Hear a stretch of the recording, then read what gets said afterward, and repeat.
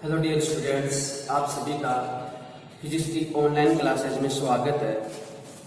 आज हम जो लेसन 4 है उसके एग्जाम्पल्स एंड न्यूमेरिकल करने वाले हैं, क्योंकि लेसन 4 की थ्योरी है वो कंप्लीट हो चुकी है।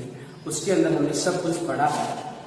अब जो हमने पढ़ा है उसको यदि हम न्यूमेरिकल करेंगे, प्रॉब्लम सॉल्व करेंगे, तो हमें समझ में आएगा कि कौन सा कॉन्सेप्ट कहाँ लग रहा है और किस प्रकार से उसको हम अप्लाई करने वाले हैं। तो आप इस थ्योरी को अच्छे से पढ़ कर उसके अंदर जितने भी फॉर्मूलेज आए हैं, जितने भी सूत्र आए हैं, जो भी सिद्धांत हैं, उनको अच्छे से याद करें ताकि हम इन न्यूमेरिकल क्वेश्चंस को अच्छी तरह से सोल्व कर पाए और उनको समझ पाए। ओके, तो करते हैं आज की शुरुआत। एंड फर्स्ट जो न्यूमेरिकल है वो आपकी बुक का एग्जाम्पल नंबर 4.16।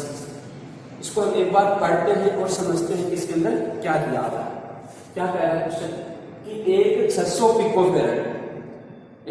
पिकोफैरेड धारिता वाले संधारित्र को 200 वोल्ट की बैटरी से आवेशित किया जाता है। ठीक है, एक संधारित्र है जिसकी धारिता कितनी है, 600 पिकोफैरेड है। इसको 200 जो वोल्ट की बैटरी है उससे हम आवेशित कर रहे हैं। अब संधारित्र से बैटरी को हटाकर संधारित्र को अनावेशित उसी धारिता वाले अन्य संधारित्र से जोड़ा जाता है। इस प्रक्रिया में ऊर्जा हानि कितनी होती है। तो हम जानते हैं कि जब एक चालक को दूसरे चालक से जोड़ा जाता है जिनके विभव में डिफरेंस है, तो आवेश का पुनर्वितरण होता है। इस आवेश पुनर्वितरण में ऊर्जा की हानि होती है। क्लियर, इसी समझ में आया। पहले तो क्या था, पहले तो ये था कि ये एक संधारित्र है, इसको बैटरी से आवेशित किया गया। ये यहाँ पर 200 वोल्ट की बैटरी है और ये संधारित्र है जिसकी धारिता कितनी है, 600 पिकोफैरेड है।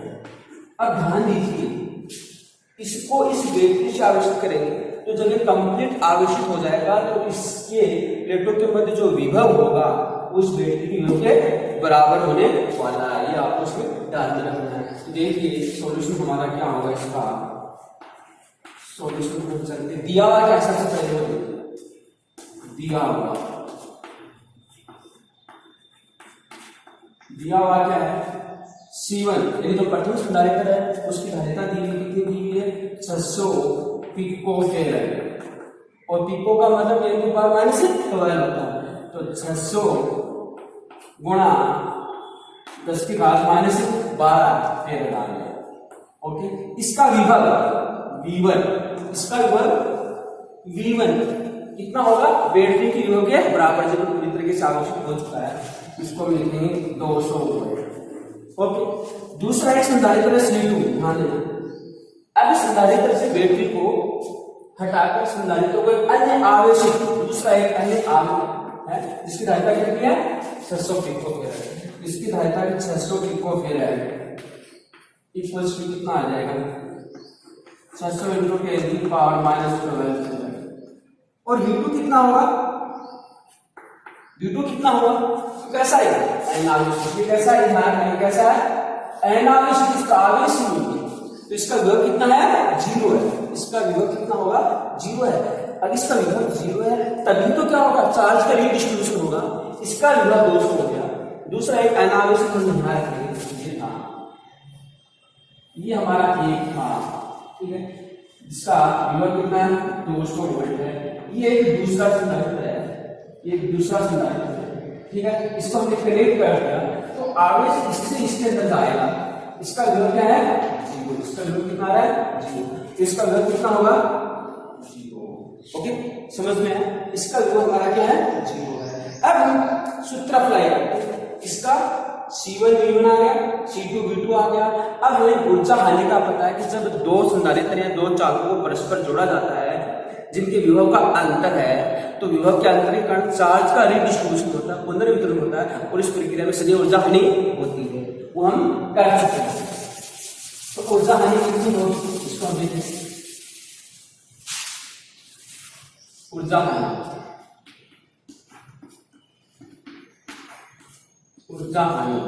ठीक है, सूत्र हमारे पास क्या है, ऊर्जा हानि का सूत्र क्या है, यानी डेल यू बराबर हमने पढ़ा है 1/2 C1 C2 upon C1 plus C2 into V1 minus V2 का स्क्वायर। ये हमारे पास फॉर्मूला ऊर्जा हानि का, इस सूत्र में याद रहना चाहिए। इसकी वैल्यू पुट कर दो, डेल यू बराबर 1/2 इंटू C1 C2 दोनों एक समान है, तो 600 इंटू 10 की पावर माइनस 12 इंटू 600 इंटू 10 की पावर माइनस 12। V2 कितना है 200 माइनस 0 का होल स्क्वायर। V1 200 इंटू क्या 0 है, C1 प्लस C2 600 इंटू 10 की पावर माइनस 12 प्लस 600 इंटू 10 की पावर माइनस 12। ठीक है, इसको आपको सॉल्व करना, आप सॉल्व करेंगे तो क्या आएगा, डेल यू बराबर 1/2, ऊपर देखिए क्या आने वाला है, ऊपर हमारे पास exclamation into 6 into 6 6 into 6 into 10 की पावर माइनस 12 और 12 कितना होगा 24 है, 12 और 12 कितना होगा 24 हो गया, और 24 में से ये 2 और ये 4 कटेगा 20, कितना आएगा 20। चलिए इंटू 2 का स्क्वायर करेंगे 4 और ये आएगा 10 की पावर 4, क्योंकि 2 है 10 की पावर 2 है, 10 की पावर 2 का स्क्वायर करेंगे 10 की पावर 4। चलिए यहां पर भी देखिए 10 की पावर माइनस 12 बाहर आएगा, प्लस ये यहां से मैं निकालूं तो आएगा 600 प्लस 600 यानी 1200, यानी तुम इसको 1200 इंटू 10 की पावर माइनस 12 इंटू 10 की पावर माइनस 12 हो गया। ठीक, अब यहां से आप देखिए इसको आगे और कैलकुलेट करेंगे, इसको मिटा देता हूं, इसको लिख लेना। तो यहां से आपके लिए क्या आने वाला है 6 से 2 जा 2 आ जाएगा, इसको कैंसिल करेंगे 6 को इससे कैंसिल करेंगे 2, 2 से 2 जाएगा 2 to 4, ये 4 चला गया, 4 चला गया। ठीक है, देखिए हमारे पास क्या आया, इधर में कर रहा हूं इसको, इधर कर रहा हूं, तो डेल यू बराबर तो कितना बचा आपका, एक तो 6 बच गया इंटू 10 की बार 10 की पावर माइनस 20 और ये प्लस 4 10 की पावर माइनस 16, कितना हो 10 की पावर माइनस 16, 10 की पावर माइनस 16 इंटू ये 10 की पावर 2 10 की पावर माइनस 12, तो 10 की पावर माइनस 10 ऊपर जाएगा 10 की पावर प्लस 10 इंटू 10 की पावर 10। देखिए क्या आएगा, तो डेल यू बराबर क्या आएगा 6 इंटू 10 की पावर माइनस 6, क्योंकि जूल में energy, this is the result, इसका रिजल्ट है, यानी कि इस संधारित्र को आवेशित कर इस अनावेशित संधारित्र के साथ जोड़ा जाता है, तो इस प्रक्रिया में जो ऊर्जा की हानि होगी उसकी वैल्यू आएगा del U equals to 6 into 10 की पावर माइनस 6 से जूल होगा। ओके, इसको आप नोट कर लीजिए। तो अच्छा क्वेश्चन है, हमने इसमें न्यूमेरिकल को किया है। दूसरा इसको मैं रख कर देता हूं एंड नेक्स्ट अपने न्यूमेरिकल पर चलते हैं, उसको हम समझते हैं इसमें हमें क्या दिया हुआ है।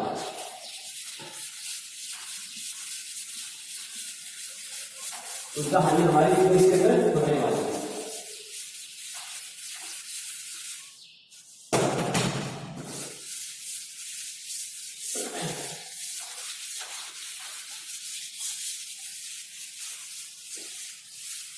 तो बस क्वेश्चन को समझे तो आप इसी में उसी को कर पाएंगे। क्वेश्चन आपके पूरे तरीके से समझ में आ गया एंड आपके फॉर्मूले याद है, कॉन्सेप्ट आपको समझा हुआ है, तो न्यूमेरिकल आपकी इजी वे में होना ही कहीं कोई दिक्कत आपकी नहीं आने वाली है। इसलिए जरूरी है कि कॉन्सेप्ट को अच्छे से समझे, अच्छे से क्लियर। नेक्स्ट क्वेश्चन हमारा है कि नोस्टोधारिता का संधारित्र है। दूसरा है एक्सरसाइज नंबर एग्जांपल नंबर 4.17। 4.17 और उसमें दिया हुआ है कि एक 900 पिकोफैरेड धारिता का संधारित्र है, एक 900 पिकोफैरेड संधारित्र, 900 पिकोफैरेड धारिता का संधारित्र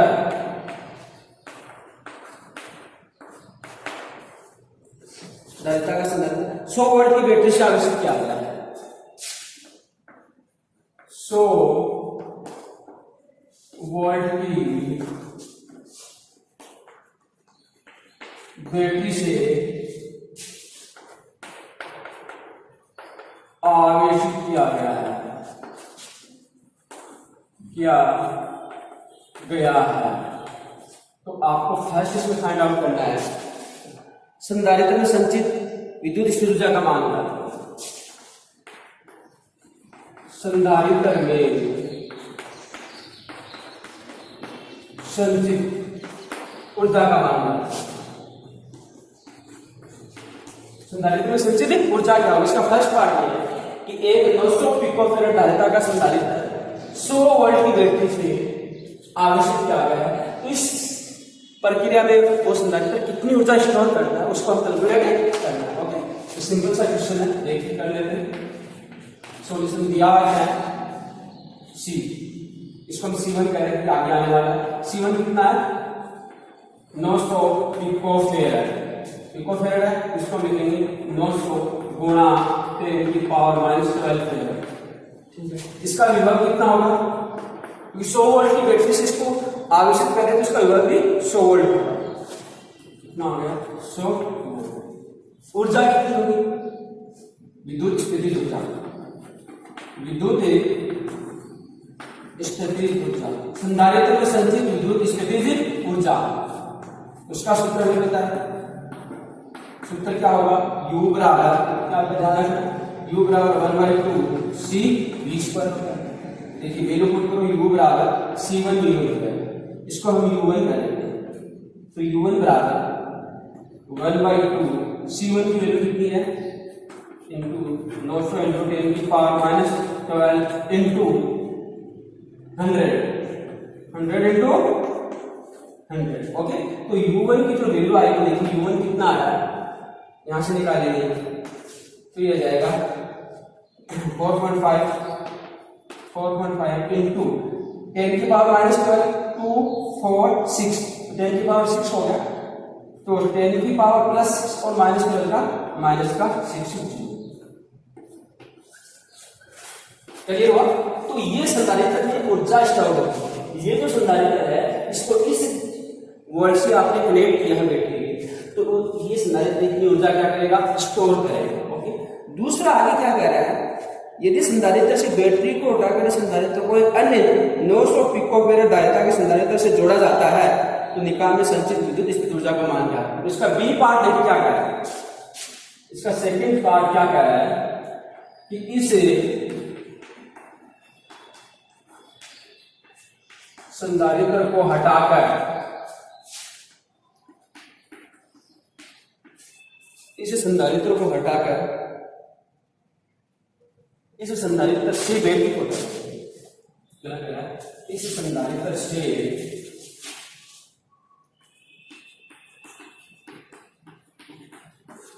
बैटरी को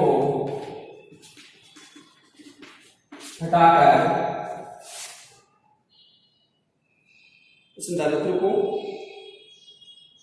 इस संधारित्र से बैटरी को हटाकर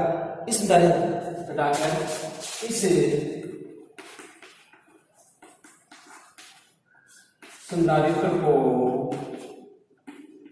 एक अन्य 900 पिकोफैरेड धारिता, 900 पिकोफैरेड धारिता के संधारित्र से जोड़ने पर निकाय की कुल ऊर्जा,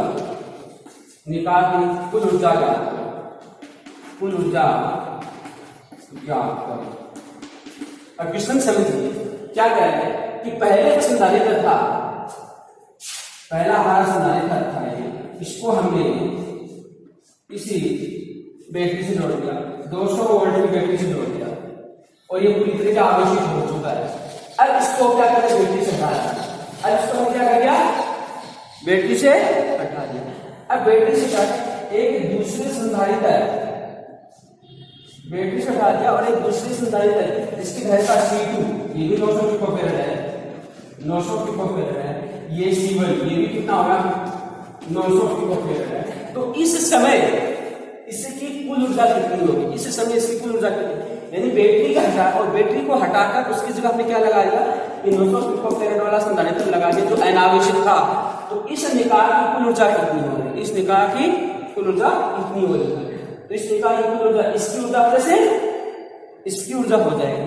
लेकिन जैसे ही इस अनावेशित को इसके साथ कनेक्ट करेंगे तो क्योंकि ये तो आवेशित है, इसमें तो आवेश की मात्रा इसका विभव है, इसका विभव शून्य है, तो आवेश उस विभव से न्यून विभव की ओर जाएगा और तब तक फ्लो करेगा जब तक कि दोनों का विभव एक समान नहीं हो जाता। अब चूंकि दोनों की धारिता एक समान है, दोनों की धारिता एक समान है तो विभव एक समान, विभव भी एक समान होगा तो आवेश की मात्रा भी एक समान होगी। ये तो मेरी धारिता एक समान है, विभव एक समान होगा तो उस स्थिति में दोनों पर आवेश की मात्रा में क्या होगी, एक समान होगी। यह हमें इसके कॉन्सेप्ट अप्लाई करने। देखिए क्या होने वाला है, इसको मिटा देता हूं। सेकंड पार्ट इसको करते हैं।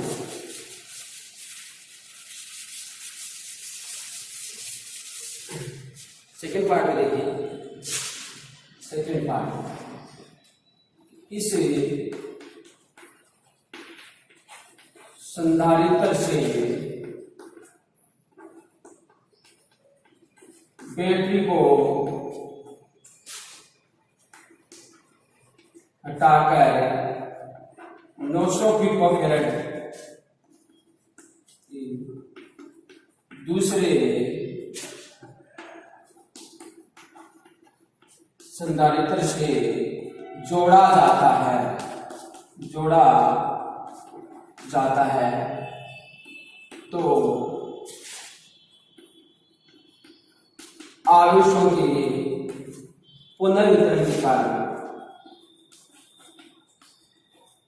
के पुनर्वितरण के कारण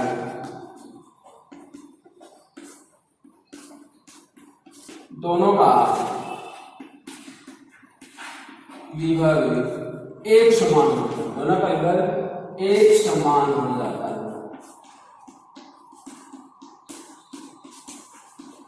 दोनों का विभव एक समान हो जाता है चूंकि दोनों की धारिता भी एक समान है, दोनों की धारिता भी एक समान है, दोनों की धारिता भी एक समान है। अतः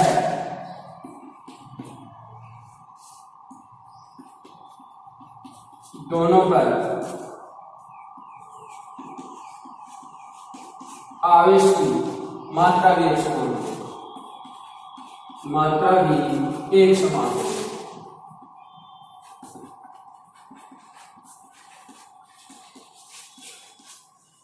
दोनों पर आवेश की मात्रा भी एक समान होगी, विभव एक समान है, धारिता एक समान है तो आवेश की मात्रा एक समान होगा। माना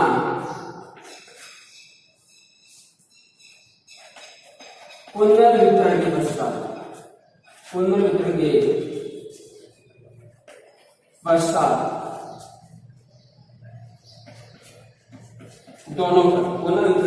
दोनों पर क्या होगा, इसको मिटा देता हूं।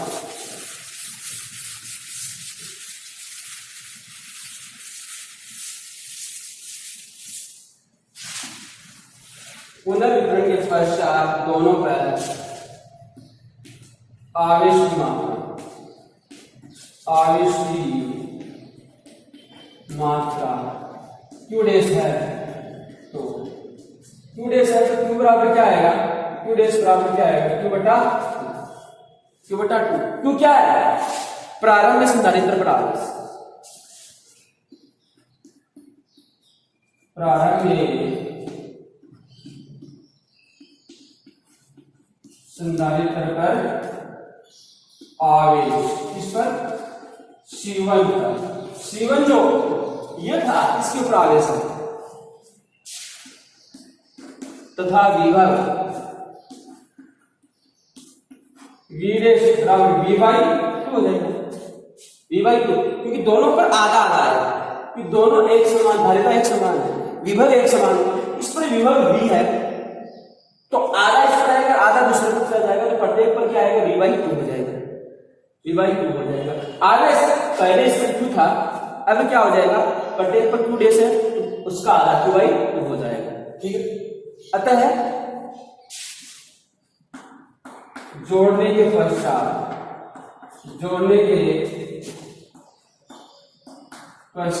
कुल ऊर्जा, अतः जोड़ने के पश्चात कुल ऊर्जा, इसको हम U2 कहें तो दोनों के बराबर है, U2 बराबर क्या आ जाएगा, 1/2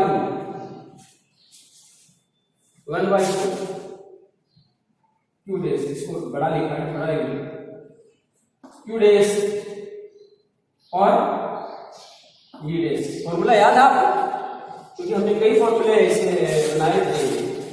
U बराबर 1/2 C² बराबर 1/2 Q² अपॉन V और 1/2 Q इंटू, ये कई सारे हमने फॉर्मूले बनाए थे। इधर ध्यान देना, ये V आएगा क्या आएगा, तो 1/2 Q इंटू V होता है, तो 1/2 Q dash into V dash plus 1/2 Q dash into V dash. जोड़ने की पश्चात ये पहले संधारित्र की ऊर्जा और ये दूसरे संधारित्र की ऊर्जा, जोड़ने की पश्चात तो कितना हो जाएगा, 2, तो आएगा 2 into 1/2 Q dash into V dash, या इसको हम लिख सकते हैं Q dash into V dash.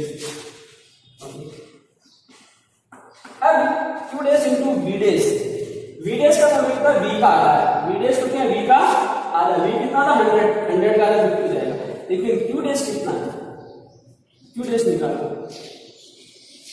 Q dash हमें निकालना पड़ेगा, और Q डेश कहां से निकलेगा, Q डेश हमारे पास कहां से निकलेगा, यहां से निकलेगा, क्योंकि हमारे पास CD है और V भी है, तो Q बराबर C इंटू V, Q बराबर C इंटू V आने वाला है, तो यहां से हमारे पास जो Q डेश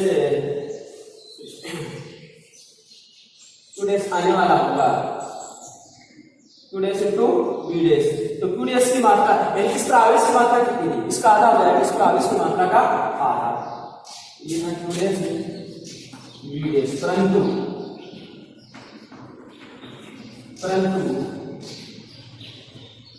Q डेश बराबर Q/2, Q डेश बराबर Q/2, और Q बराबर क्या था, C1 V1 अपॉन 2, ये होगा Q बराबर क्या है, C, तो C1 V1 अपॉन 2 हो जाएगा, ओके। इसको हम करते हैं, इधर इसको मिटाता हूं,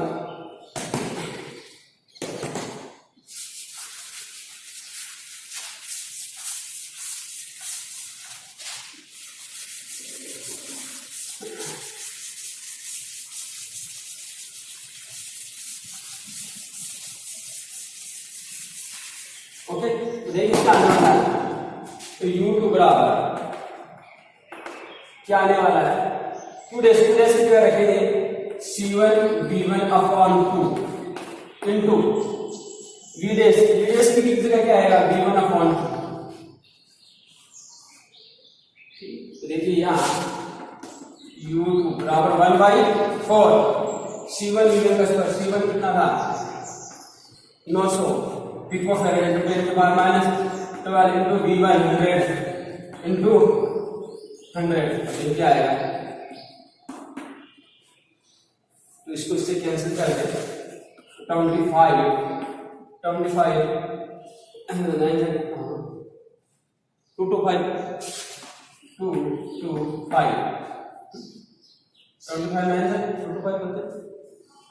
कितना आएगा, अब 10 की पावर 2, ये 4 में से 10 की पावर गया तो 10 की पावर माइनस है, तो 10 की पावर माइनस 8 जूल, देख लेना, क्लियर कर लेना। एंड U2 बराबर, इसको यहां लगाएं 2.25 इनटू इसको करें 100 कर सकते हैं, तो 100 इंटू 10 की पावर माइनस 8 जूल, या U2 बराबर क्या आएगा 2.25 into 10 की power minus 6 joule. This is the answer. तो इस प्रकार से हम इसको सोल्व आउट करेंगे। तो इसको आप लिख लीजिए।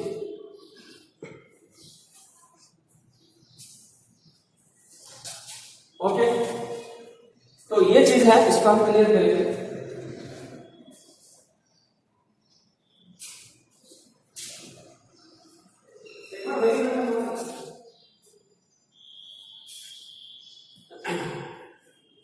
ओके, इस क्वेश्चन को आप कर लीजिए। इस प्रकार से इसके अंदर जो ऊर्जा होगी, जब इस संधारित्र को बैटरी से हटाकर दूसरे संधारित्र, उसी धारिता के दूसरे संधारित्र पर जोड़ेंगे तो आवेशों का पुनर्वितरण होगा, और आवेशों के पुनर्वितरण के कारण से इसमें टोटल जो एनर्जी आएगी वो इस प्रकार से हम कैलकुलेट करेंगे, क्योंकि दोनों पर विभव एक समान आएगा, दोनों पर आवेश एक समान आएगा, दोनों की धारिता एक समान होगी। तो टोटल जो ऊर्जा आएगी पहले की ऊर्जा प्लस दूसरे संधारित्र की ऊर्जा को आवेश के रूप में लिखा, इस प्रकार से इसको सोल्व कर सकते हैं। ओके, क्लियर हुआ? नेक्स्ट देखिए अगला कर देते हैं। अब हम आपके वेरी शॉर्ट क्वेश्चन नंबर पर आ जाते हैं। ऑब्जेक्टिव क्वेश्चन उसको हम देखते हैं। अगर हमारा लेसन अच्छा पढ़ा रहा है तो जो वेरी शॉर्ट क्वेश्चन है, ऑब्जेक्टिव क्वेश्चन है, उसको हम इजी वे में कर पाए, समझ पाए। अदरवाइज ये ध्यान रखिए।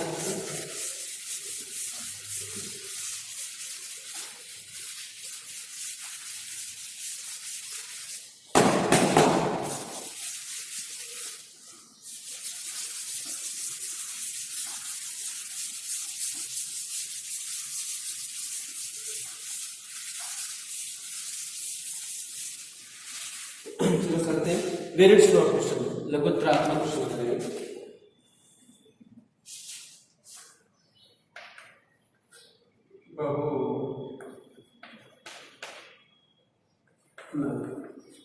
भूचयनात्मक प्रश्न करते हैं। पहला प्रश्न है, पहला क्वेश्चन पढ़ रहा हूं। किसी चालक की धारिता का मान समानुपाती होता है। किसी चालक की धारिता का मान समानुपाती होता है। गोलीय चालक, और हम जानते हैं गोलीय चालक की धारिता, गोलीय चालक की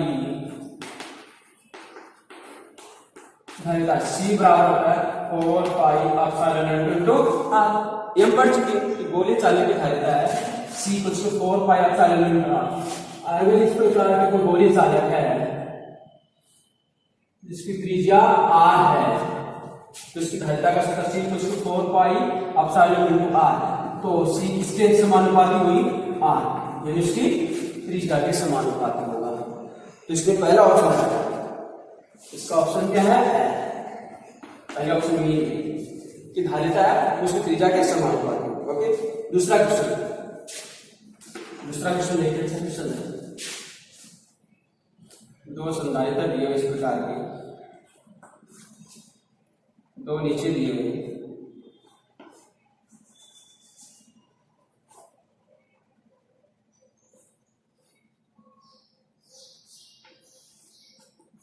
इस प्रकार से दिए गए।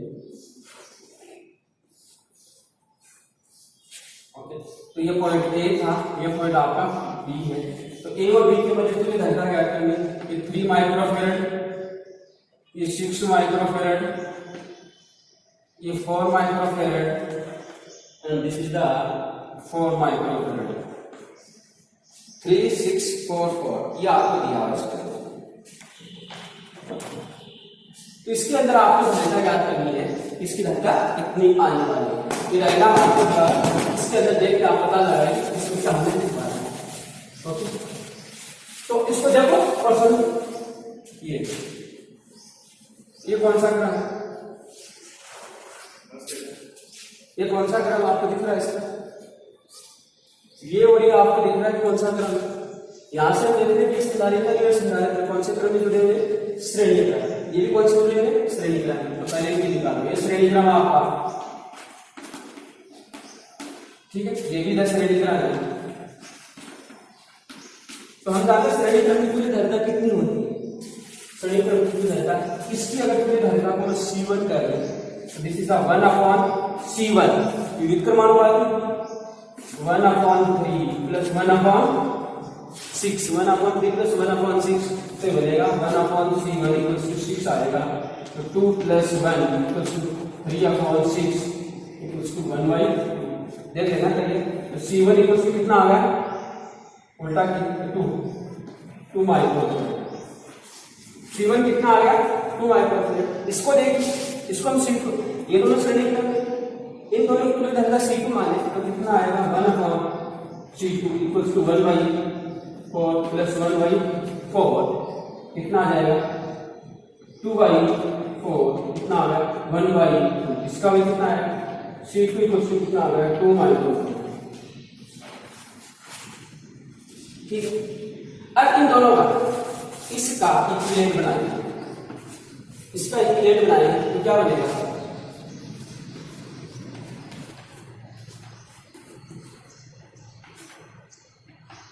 इसका इक्विवेलेंट बनेगा ये इसका इक्विवेलेंट इन दोनों की जगह ये संधारित्र आ गया, इन दोनों की जगह ये संधारित्र आ गया, यानी इसको हम C1 का, इसको C2 का। C1 की धारिता कितनी है 2 माइक्रोफेरेड, इसकी 2 माइक्रोफेरेड है, इसकी कितनी है 2 माइक्रोफेरेड। कौन सा क्रम है, क्रम कौन सा, समांतर, समांतर, ये समांतर क्रम है। तो इसकी तुल्य धारिता कितनी है, समांतर क्रम है CAB में सीधा ये होगा C1 प्लस C2, C1 कितना 2 प्लस 2 तो कितना आ जाएगा 4 माइक्रोफेरेड। तो इसकी तुल्य धारिता जो आने वाली है कितनी आएगी 4 माइक्रोफेरेड। ओके, क्लियर हुआ। तो इस प्रकार से ऐसे क्वेश्चन मैंने आपको पहले भी करवाए, तो आप ध्यान दें इन चीजों का, समझे, काफी क्वेश्चन आपको करवा रहे हैं। तो इसे ये जो था आपका, इसकी तुल्य जो धारिता हमारे पास आई है वो कितनी आई है 4 माइक्रोफेरेड आई है। ओके, क्लियर हुआ। नेक्स्ट पर चलते हैं। हमारा नेक्स्ट जो न्यूमेरिकल है ऑब्जेक्टिव है, ऑब्जेक्टिव कर रहे हैं वेरी शॉर्ट कॉन्सेप्ट जो समझ में आया है, जो आप पढ़ा है उसी कॉन्सेप्ट हम अप्लाई कर रहे हैं। बस समांतर और श्रेणी क्रम कहाँ कहाँ बढ़ रहा है ये आपको समझ में आना चाहिए। कहाँ समांतर बढ़ रहा है और कहाँ श्रेणी बढ़ रहा है। जहाँ समांतर बढ़ रहा है उसका फॉर्मूला अप्लाई करो, और जहाँ श्रेणी बढ़ रहा है उसका फॉर्मूला अप्लाई करो। ये क्वेश्चन दिया है कि एक आवेशित संधारित्र की दोनों प्लेटों को एक तार से जोड़ दिया जाता है। क्वेश्चन नंबर 3 का बहुत अच्छा क्वेश्चन है, दिया हुआ एक आवेशित संधारित्र की दोनों प्लेटों को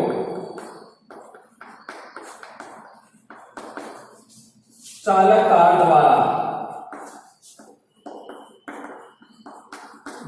जोड़ दिया जाए, जोड़ दिया जाए तो ध्यान देना, एक आवेशित संधारित्र की दोनों प्लेटों को चालक तार द्वारा जोड़ दिया जाए तो क्या होगा। ऑप्शन देखिए, विभव अनंत हो जाएगा, विभव अनंत हो जाएगा। दूसरा आवेश अनंत हो जाएगा, दूसरा आवेश अनंत हो जाएगा।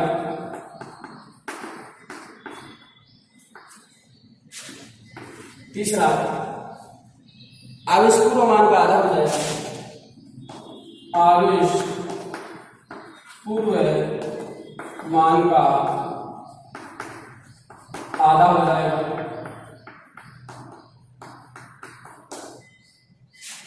एंड चौथा संधारित्र निरावेशित हो जाएगा, संधारित्र निरावेशित हो जाएगा। बहुत अच्छा क्वेश्चन है।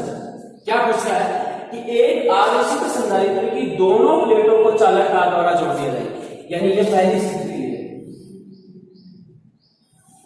ये एक आवेशित संधारित्र है, इस पर प्लस आवेश है और इस पर माइनस आवेश है, यानी ये प्लस Q है और ये -q है और इसकी प्लेटों के मध्य विभव कितना हो गया v। कब हुआ? जब ये इस कंडीशन में था, ये इसकी फर्स्ट, जब आवेशित संधारित्र है, इस पर आवेश इस पर प्लस क्यू है, इस पर माइनस क्यू है एंड यहाँ पर क्या विभव v है। लेकिन इसकी दूसरी कंडीशन में हम क्या कर रहे हैं, इसको किसी दोनों प्लेटों को, ध्यान देना, इसकी दोनों प्लेटों को चालक तार द्वारा जोड़ दिया, दोनों प्लेटों को चालक तार द्वारा जोड़ दिया। अब ध्यान देना, ये चालक है, चालक हमेशा समान विभव पर होता है, चालक हमेशा क्या होगा, समान विभव पर होगा, समान विभव पर होगा। तो इसका विभव v, इसका विभव v, दोनों के मध्य विभाजन कितना हो जाएगा, शून्य। चालक तार द्वारा जोड़ना, चालक तार द्वारा जोड़ने पर, चालक तार द्वारा जोड़ने पर, और आवेश आधा है तो एक ही। अब आधे का मतलब हुआ कि इस पर जितना है दोनों प्लस, क्योंकि इस पर प्लस है, इस पर माइनस है, तो टोटल आवेश कितना आएगा, प्लस माइनस कितना हो जाएगा, जीरो हो जाएगा, जीरो हो जाएगा। ये इसका है सॉल्यूशन क्या होगा,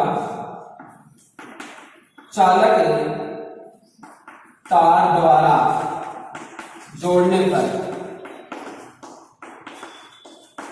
विभव शून्य हो जाता है, विभव शून्य हो जाता है।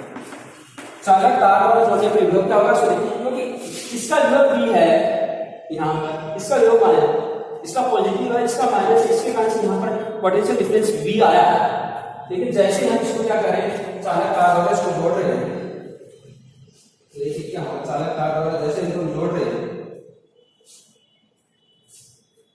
तो ये प्रत्येक एक समान विभव पर होगा, हर चीज एक समान विभव, तो इन दोनों के बीच में पोटेंशियल डिफरेंस जीरो आ जाएगा, तो विभव भी शून्य हो जाता है, अर्थात v बराबर शून्य। अगर v जीरो है तो आवेश कितना आएगा, हम जानते हैं, अच्छा है आवेश, आवेश q, q बराबर क्या था, c into v, तो c तो है सब, लेकिन v जीरो हो गया तो क्या हो गया, जीरो, आवेश कितना आ गया, यानी इस समय इस पर आवेश कितना, लेकिन यहां पर विभव v जीरो होने से, v जीरो होने से qv कितना हो गया, जीरो हो गया, और q जीरो हो गया, इसका मतलब इस पर कोई आवेश नहीं है, तो संधारित्र क्या होगा, निरावेशित, संधारित्र क्या हो गया, निरावेशित हो गया, तो विभव अनंत हो जाएगा, ये नहीं होगा, विभव अनंत नहीं होगा, विभव जीरो होगा, आवेश अनंत होगा, आवेश अनंत नहीं हो रहा, क्योंकि आवेश कितना आ रहा है, शून्य आ रहा है, आवेश पूर्वमान का आधा हो जाएगा, नहीं, क्योंकि आवेश शून्य आ रहा है, क्या हो रहा है, संधारित्र निरावेशित हो जाएगा। यह हमें ध्यान में रखना है कि जब किसी आवेशित संधारित्र की दोनों प्लेटों को चालक तार द्वारा जोड़ दिया जाता है तो इसमें क्या होगा, विभव शून्य होने के कारण से आवेश जीरो हो जाएगा, अर्थात संधारित्र निरावेशित हो जाएगा। ये इसके अंदर इंपॉर्टेंट था, ओके, समझ में आया? तो इसको लिख लीजिए, काफी इंपॉर्टेंट कॉन्सेप्ट है, बहुत बार एग्जाम में पूछा जाता है, तो ये आपको समझ में आएगा। v शून्य हो गया, q शून्य हो गया, और q शून्य हो गया, इसका मतलब निरावेशित होगा, हिस्सा आ गया।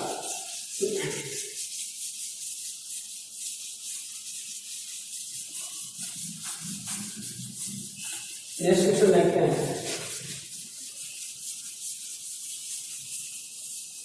और उसका आंसर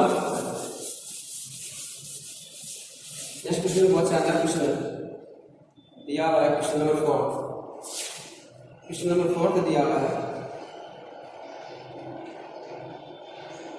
इस प्रकार, 4 में बहुत शानदार, वेरी इंपॉर्टेंट क्वेश्चन।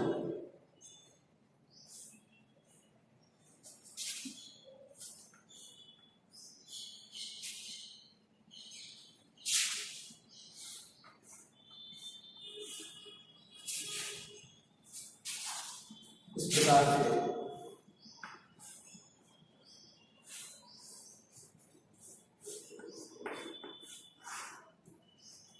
और ये आपको दिया हुआ ए है, ये टर्मिनल आपका ए है और ये टर्मिनल बी है, ये टर्मिनल बी है, और प्रत्येक की धारिता 5 माइक्रोफैराड है, इसकी भी 5 माइक्रोफैराड है, इसकी भी 5 माइक्रोफैराड है, इसकी भी 5 माइक्रोफैराड है, यानी प्रत्येक की धारिता 5 माइक्रोफैराड।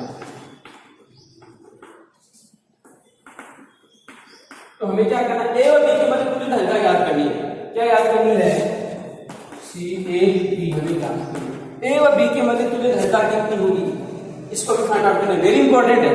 तो इसको देखिए, इस फिगर को देखो और समझने का प्रयास करो कि क्या इसमें कहां इसके अंदर आपको कहीं समांतर कहीं श्रेणी नजर आ रहा है। आप पता लगा पा रहे हो कि इसके अंदर कहां समांतर बन रहा है, कहां श्रेणी बन रहा है। इसको ए नाम दिया, इसको हमने बी नाम दिया, इसको डी और इसको सी।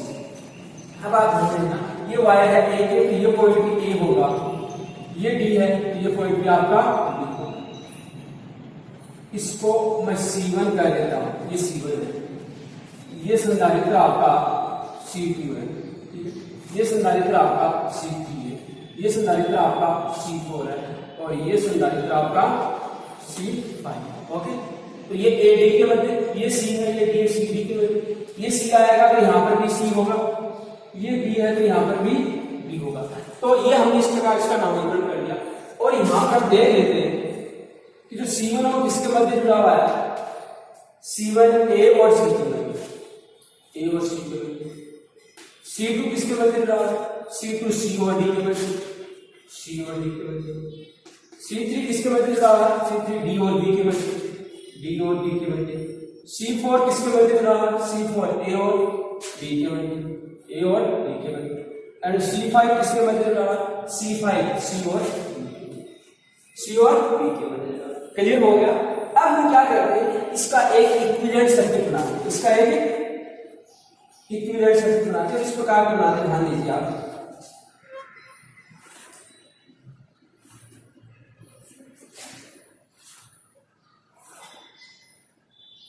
इस प्रकार का इक्विवेलेंट सर्किट बनाते हैं, ठीक है।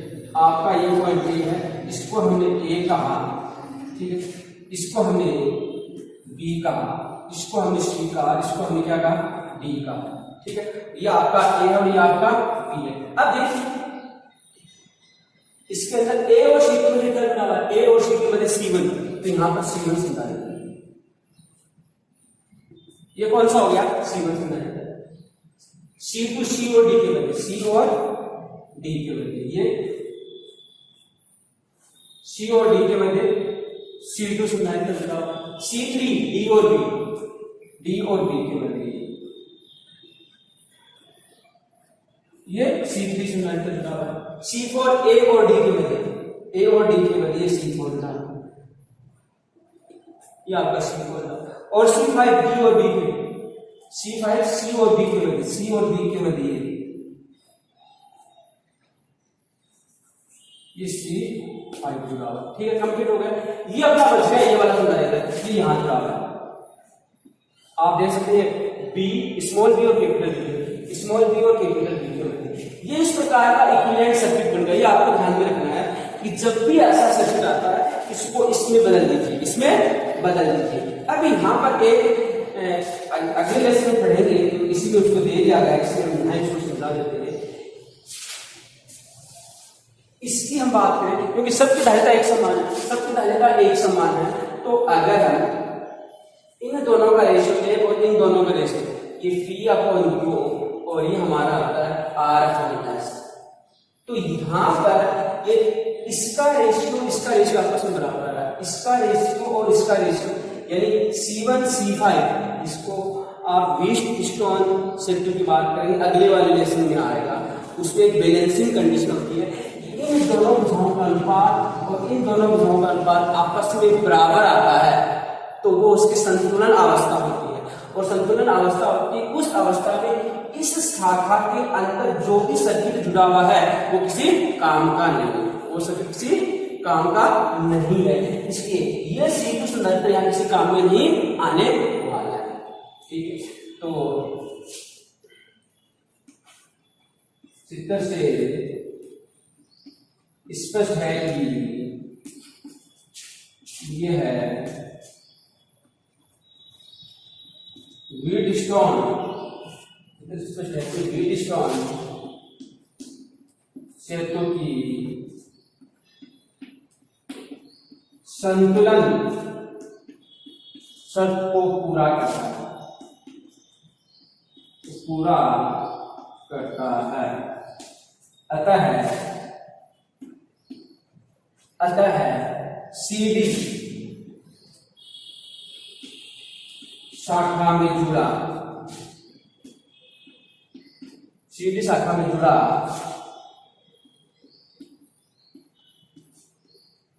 संधारित्र C2 कोई काम में नहीं आएगा। C2 शाखा में जुड़ा है, वो आपके कोई काम में नहीं आने वाला। ये इसके अंदर एक इंपॉर्टेंट कंडीशन हम पढ़ने वाले हैं। इस शाखा में जो जुड़ा हुआ वो किसी काम का आपका नहीं आने वाला। तो आप इसको ध्यान रखें, क्योंकि ग्रीड स्टोन से जो संतुलन अवस्था को पूरा कर रहा है। और ये हमारे लिए इंपॉर्टेंट है कि इस शाखा में जो जुड़ा हुआ है वो किसी काम का नहीं है और काम में नहीं आने वाला। इसको हम यहाँ से हटा सकते हैं, इसको हम यहाँ से हटा सकते हैं, ये हमारे काम में नहीं आएगा। ओके, तो हम इसको आगे कंप्लीट करते हैं कि किस प्रकार से इसको पूरा कर पाएंगे। देखिए हम अब आगे करने जा रहे हैं। तो हमारे पास क्या आ रहा है,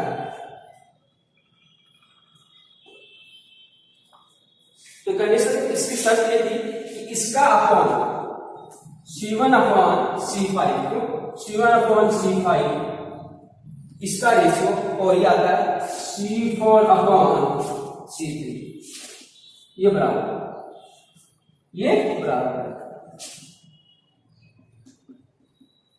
ये संतुलन शर्त, इसकी संतुलन शर्त। ओके, तो ये बराबर होगी, इसलिए इस शाखा में इस और इसका रेशियो इस और इस रेशियो के बराबर आ गया। इसलिए C2 हमारे किसी काम का नहीं है, C2 हमारे किसी काम का नहीं है। तो देखिए ये दोनों कौन से क्रम में आ गए,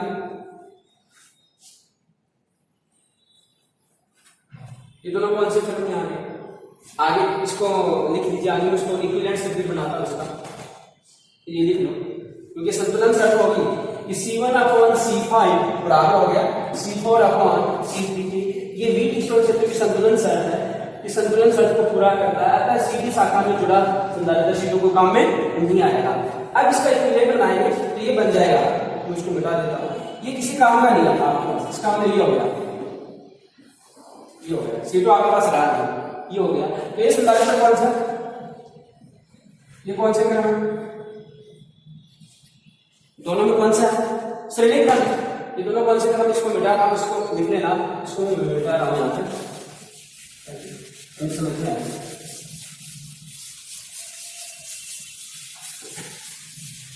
ये आपका श्रेणी क्रम,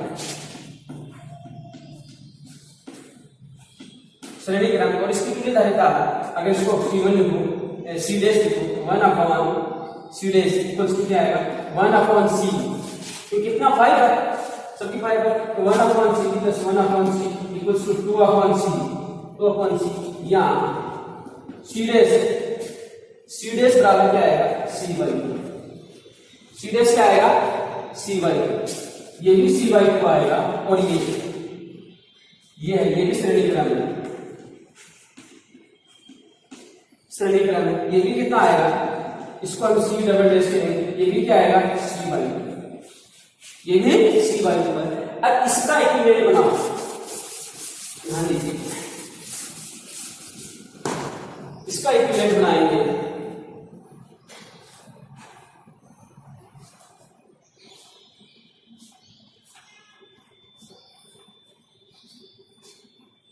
तो इसका इक्विवेलेंट बनाएंगे, इसका इक्विवेलेंट बनाएंगे, क्या आएगा हमारे पास,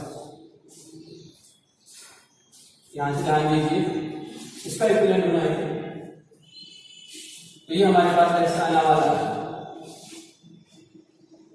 ये यहाँ पे B आपका B जुड़ा हुआ है, यहाँ पर आपका A है। ये जो संधारित्र है इसकी वैल्यू आपके पास आ रही है C/2, इसकी C/2 होगी, इसकी भी C/2 होगी, और यहाँ पर जो संधारित्र है वो कितना है, C है। तो अब ध्यान दीजिए दोनों संधारित्र कौन से क्रम में आ गए, ये जो दोनों संधारित्र है ये वाला है, ये कौन से क्रम में, समांतर क्रम, इनका क्रम कौन सा है, समांतर क्रम। और समांतर क्रम आएगा तो इसकी तुल्य धारिता कितनी होगी, इसको अगर हम C रेस्ट कर रहा हूं, ये कितना आएगा सीधा C/2 plus C/2 equals to कितना आएगा C/2C/C, इसके बराबर आ गया C के बराबर। अब इसका इक्विवेलेंट बनाओ तो क्या बन गया, ये आ गया, ये आपका A आ गया, ये आपका क्या आ गया D आ गया। ये कितने किसके बराबर है, ये C के बराबर है, ये किसके बराबर है, कितने आए, ये भी C के बराबर। तो दोनों का निकालो, क्योंकि ये क्रम कौन सा आ गया, इस क्रम को आप देखो,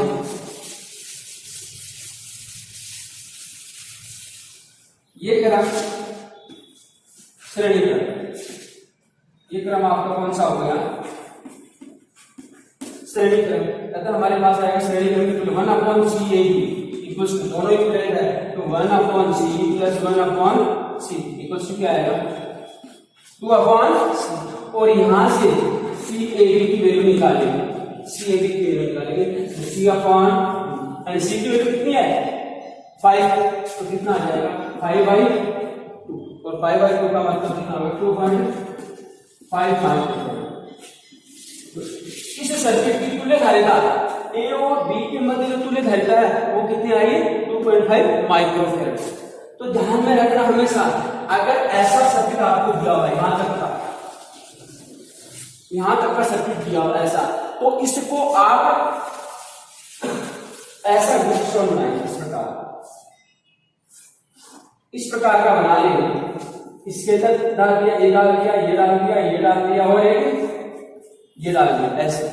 ये वाला जो संधारित्र है वो किसी काम का नहीं होगा, क्योंकि इसका रेशियो और इसका रेशियो, इसके रेशियो के इक्विवेलेंट आएगा। इन दोनों का संधारित्रों का अनुपात इन दोनों की धारिता के अनुपात के बराबर आएगा। तो ये जो सर्किट में जुड़ा हुआ संधारित्र किसी काम का नहीं है, बैलेंसिंग कंडीशन होते हैं व्हीटस्टोन क्षेत्र के, जो हम अगले लेसन में पढ़ने वाले हैं। तो ये दोनों श्रेणी क्रम हो गए, ये दोनों श्रेणी क्रम हो गए, फिर इन दोनों का निकालेंगे, फिर ये आपस में कौन से में आएंगे समांतर क्रम में आएंगे। उस हिसाब से इस क्वेश्चन को आप सॉल्व करेंगे। तो काफी इंपॉर्टेंट क्वेश्चन था, काफी अच्छा क्वेश्चन था, जो बोर्ड एग्जाम में काफी बार पूछा जाता है। इसको एक बार आप जरूर देखिए और इसको सोल्व कीजिए। नेक्स्ट जो हमारे न्यूमेरिकल है हम अगले वीडियो में करेंगे, तब तक जितना आपको पढ़ा दिया उतना अच्छे से आप करिए। ओके, धन्यवाद।